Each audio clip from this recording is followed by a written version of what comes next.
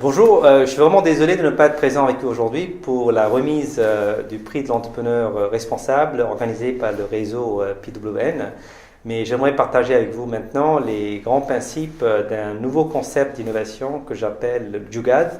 Et j'espère qu'en adoptant ce nouveau modèle, vous pouvez innover plus vite, mieux et à moindre coût et avoir un grand impact social. Alors le mot Jugad, c'est un mot en hindi qui veut dire la capacité ingénieuse à improviser des solutions efficaces dans des conditions tout à fait difficiles. C'est un peu l'esprit de MacGyver, si vous voulez, qui est capable de trouver des solutions tout à fait, un peu des fois incroyables, dans des conditions tout à fait adverses. Mais cette capacité, en fait, ça se repose aussi sur un état d'esprit qui est capable de convertir l'adversité en opportunité et faire mieux avec moins, avec des ressources tout à fait limitées. Alors, quelques exemples concrets de l'innovation Jugad. C'est un potier en Inde qui a conçu un réfrigérateur fait entièrement en argile, qui ne consomme pas d'électricité et qui peut préserver des fruits et légumes frais pendant 5 jours.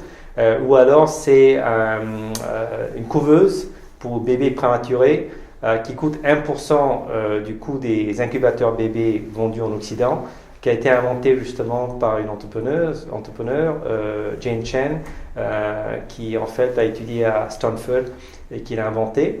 Ou alors ce sont des panneaux publicitaires au Pérou qui sont capables de convertir l'humidité dans l'air en eau potable, générant jusqu'à 100 litres d'eau. Donc, quelque part, vous voyez qu'à travers l'exemple, l'innovation Jugad, c'est quelque part cet esprit un peu ingénieux qui est capable d'utiliser peu de ressources pour créer plus de valeur à moindre coût. Alors, dans cette version de Jugad, les mots-clés, il y en a 3 en fait. C'est la frugalité, c'est-à-dire la capacité à faire mieux avec moins, avec très peu de ressources, créer plus de valeur. Deuxième principe clé, c'est l'agilité. Alors, l'agilité d'esprit, c'est en fait pouvoir convertir, comme je dis, les contraintes en opportunités. Mais l'agilité, c'est aussi concrètement, en tant qu'entrepreneur, c'est savoir produire des solutions, ce que j'appelle just in time, et non pas just in case.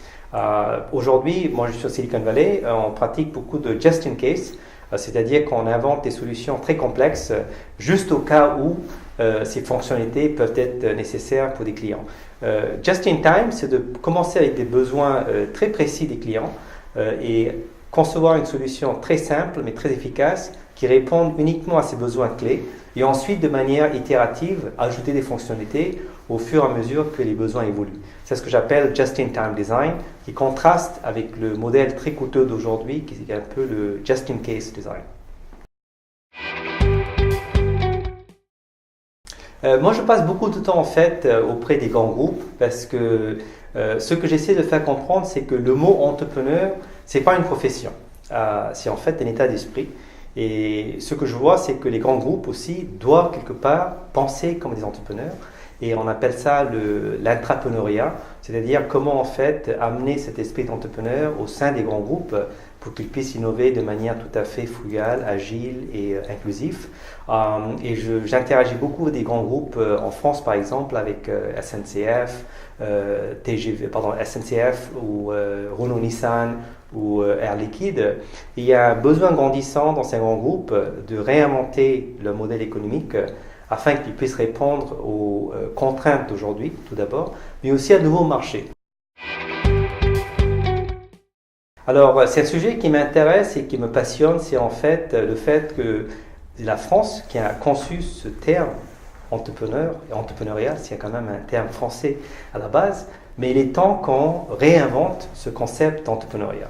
Alors, qu'est-ce que je veux dire par là? Par exemple, pour l'instant, quand je suis basé en Silicon Valley, ce que je vois, c'est qu'on pratique une forme d'entrepreneuriat que j'appelle intelligent, qui se contraste avec un modèle d'entrepreneuriat que moi je préconise, qui est un entrepreneuriat éclairé. Alors, qu'est-ce que je veux dire par là? L'entrepreneuriat intelligent, c'est des gens qui essaient de concevoir des solutions techniques à des problèmes qui finalement n'existent pas. C'est par exemple, on va inventer une autre application Facebook. Franchement, est-ce qu'on a vraiment besoin d'inventer une autre application Facebook alors qu'il y a énormément de problèmes concrets dans le domaine de santé, l'énergie, l'éducation Et c'est ce que j'appelle, si vous voulez, l'entrepreneuriat intelligent, qui en fait utilise l'intelligence, mais pour une finalité qui finalement n'est pas très noble, ce que j'appelle. Alors que, en contraste, ce que je vois dans les pays émergents, c'est cette forme d'entrepreneuriat un peu éclairé qui donne du sens, parce qu'en fait, quelque part, l'entrepreneur essaie en fait d'amener plus de valeur sociale et résoudre des problèmes tout à fait terre à terre dans le secteur comme l'énergie ou l'éducation ou la santé.